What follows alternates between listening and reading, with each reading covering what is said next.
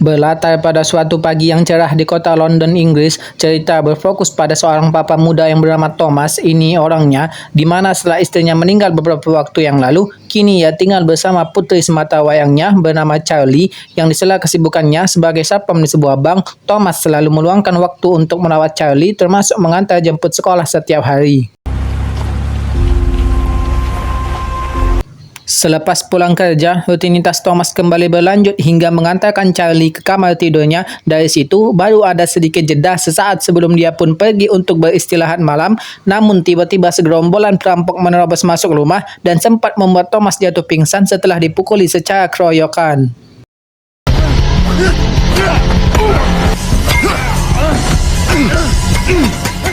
Usut punya usut, yang diinginkan para perampok ini tak lain adalah sepaket narkoba, sampai-sampai mereka mengancam akan membunuh Charlie jika Thomas tak mau menunjukkan tempatnya. Namun yang tak habis pikir adalah bisa-bisanya mereka datang ke alamat rumah yang salah. Where is it? Where's Bob? Alih-alih pergi, mereka justru makin meningkatkan ancamannya karena malah takut kemudian dilaporkan. Yang dengan situasi tersebut, Thomas pun terpaksa mengambil tindakan tegas demi melindungi Charlie. Meski akhirnya ia kembali hilang kesadaran akibat luka pukulan tadi. It's okay. It's over. Ketika siuman Thomas sudah terbaring di ranjang rumah sakit dengan keadaan tangan terborgol serta penjagaan dari petugas kepolisian yang jelas membuatnya heran. Apalagi ketika seorang detektif yang datang dan sekonyong-konyong menuduh Thomas sebagai pelaku atas pembunuhan dalam insiden tersebut. Scene pindah ke kantor lembaga sosial penampungan anak. Terlihat Charlie sedang bersama seorang pendamping cantik bernama Stacy. Ini orangnya, di mana dengan tutur katanya yang lembut berhasil membuat Charlie bersedia untuk ditemani. Sementara di saat yang sama, Thomas mulai mencium adanya rencana terselubung kepolisian London untuk menjebak dirinya yang akan berimbas pada keselamatan Charlie juga.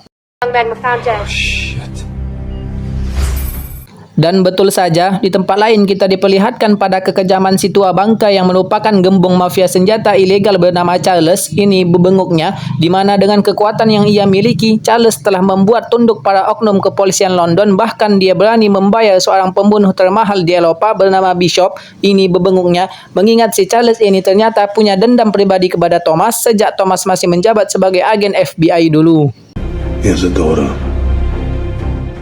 Di sisi lain, kekhawatiran akan Charlie memaksa Thomas meminta bantuan temannya, yaitu seorang agen FBI aktif bernama Boy yang sedang dalam perjalanan. Lantas sedikit celah pun dimanfaatkan Thomas agar bisa terlepas dari borgolnya sehingga bisa melarikan diri dari rumah sakit tersebut.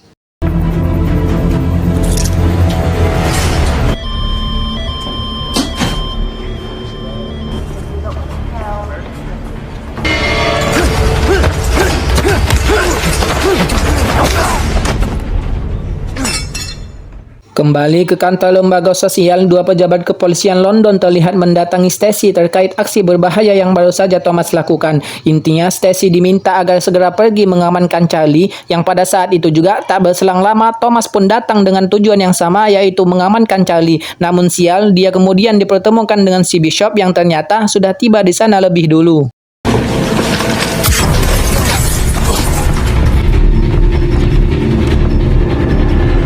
Ya, kecerdikan Thomas mampu mengelabui Bishop dan berhasil menyalin isi drive data curiannya. Hingga pada kesempatan itu, Bishop dipaksa untuk mengakui jikalau Thomas memang lebih cerdik dan gesit ketimbang dirinya.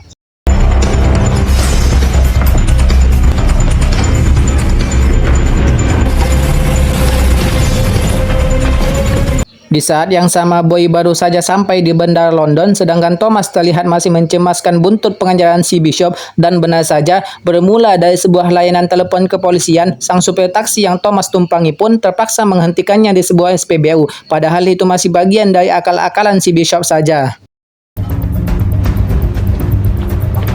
Dan ya, dalam sekejap Thomas langsung menghilang dari tempatnya dan dilakukan pelacakan melalui rekaman CCTV SPBU hingga dapat dipastikan bahwa untuk bisa melumpuhkan Thomas dibutuhkan perjuangan Bishop yang ekstra dan lebih keras lagi. Sadar bahwa posisinya masih sangat tidak aman, maka Thomas pun pergi menuju lintasan kereta gantung untuk membantu mempercepat pelariannya. Sekalipun di sini Bishop tetap kalah cepat, tapi setidaknya dia masih sempat menyulut ambisi dua penumpang untuk menghentikan Thomas demi hadiah besar, sehingga aksi baku hantam pun terjadi.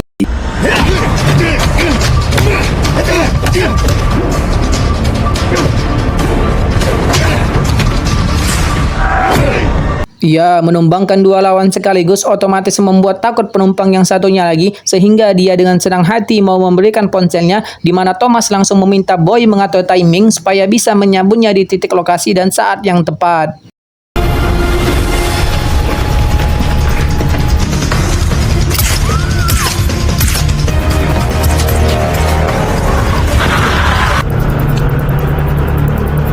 Berkat bantuan Boy, akhirnya Thomas mampu keluar dari tekanan meski satu dari tembakan Bishop tadi berhasil melukai perutnya, sehingga Boy harus segera membawa dia ke tempat yang aman. Sedangkan di tempat lain kita dipertemukan lagi dengan si detektif yang karena kasus Thomas telah diambil alih tim pelindungan saksi atau kita sebut saja tim diplomasi, maka keterlibatan si detektif sudah tidak dibutuhkan lagi.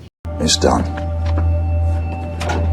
Setibanya di kamar rumah aman yang disediakan tim diplomasi, Boy langsung melakukan perawatan pada luka Thomas. Lalu dari percakapan mereka diketahui bahwa Thomas yang sesungguhnya adalah saksi kunci atas kasus kejahatan Charles, di mana kematian sang istri beberapa tahun yang lalu juga merupakan imbas dari status berbahaya ini. Jadi walau bagaimanapun, Thomas tak akan pernah membiarkan Charlie jadi korban yang berikutnya.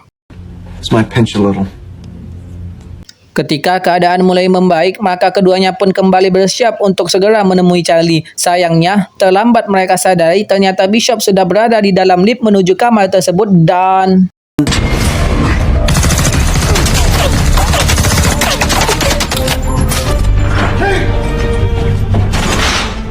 Ya, kemarahan Thomas semakin bergejolak ketika Bishop menyebut-nyebut nama Charlie, bahkan mengancam bahwa Charles akan datang mengambilnya sekarang juga. Selain karena memang sejatinya Charles merupakan kakeknya Charlie atau ayah dari mendiang istri Thomas itu sendiri.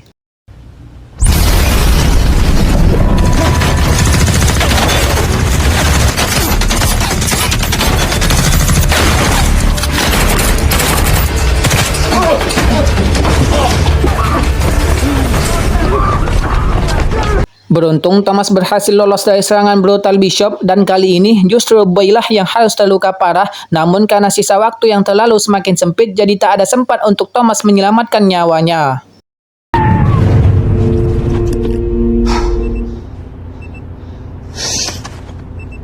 Pindah ke tempat pengamanan Charlie yang baru, di mana tim diplomasi memberitahu Stacy soal rencana pemindahan Charlie berikutnya dan telah diutus dua orang pengawal untuk melakukan penjagaan. Sedangkan di tempat lain, sekalipun Bishop penyandang ijazah pembunuh termahal di Eropa, ternyata masih begitu mudah terperangkap oleh jebakan Thomas dan berhasil dibuatnya tak berdaya. Now drive.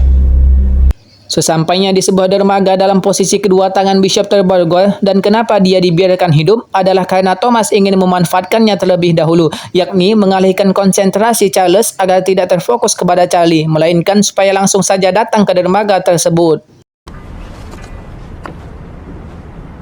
Sayang, alih-alih menuruti yang diinginkan, Bishop justru malah berusaha memancing-mancing emosi Thomas karena diam-diam ternyata dia telah menemukan cara untuk melepaskan diri dari borgolnya dan...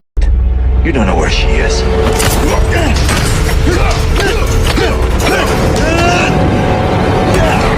Ya, setelah beberapa kali percobaan gagal, maka adu mekanik jadi opsi terakhir Bishop untuk menjajal ketangguhan seorang Thomas. Dan di awal memang didominasi serangannya cukup menjanjikan, bahkan Thomas yang dikenal sangat cakap berkelahi pun sempat dibuat kewalahan, sebelum akhirnya mampu bangkit lagi untuk membalikkan keadaan.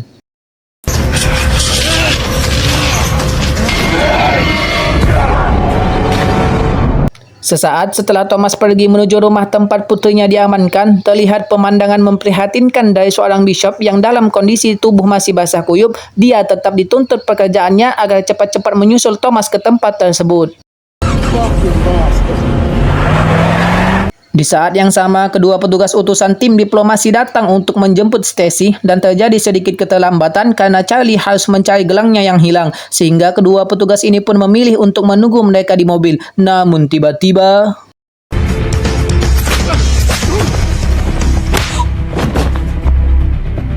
Ya, Stacy pun meregang nyawa lewat tangan kejam Charles, sementara Charlie ditemukan ketika ia masih berada di dalam kamar, di mana kesempatan itu dimanfaatkan Charles untuk menjelaskan tentang siapa dirinya, hingga Charlie berhasil dibujuknya agar ikut pergi dari sana pada saat itu juga. You look so much like your mother. She was the most important thing to me. Bersamaan dengan itu, Thomas diam-diam menyelinap dari sisi belakang rumah dan dengan sepucuk senjata yang dia dapatkan dari mobil Bishop, maka satu persatu dari anak buah Charles yang berjaga di luar berhasil ditumbangkannya juga.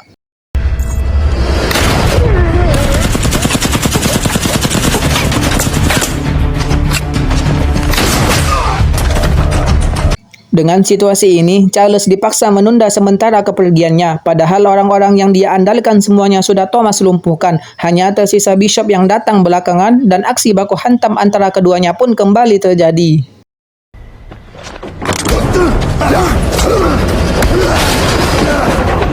Berhubung kekuatan Bishop sudah semakin berkurang pasca kekalahan sebelumnya, jadi seberapa besar pun hasrat dia untuk menandingi skill yang dimiliki Thomas, tetap saja tak mampu dilakukannya. Bahkan yang terjadi malah seperti ini.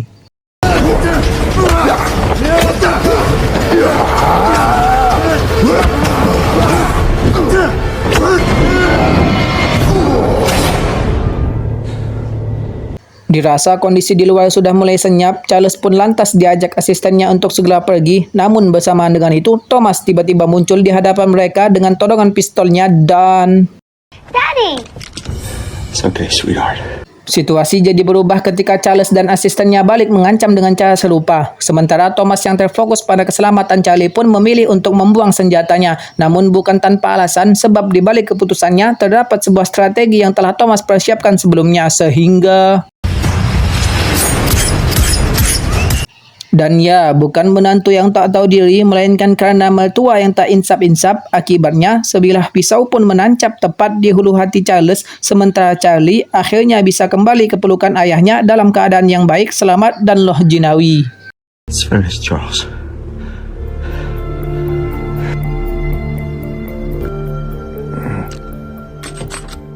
Dan film pun tamat. Saya Ateng mewakili pihak yang bertugas mengucapkan makasih banyak kepada penonton yang sudah menonton videonya sampai habis, dan sampai jumpa di video selanjutnya.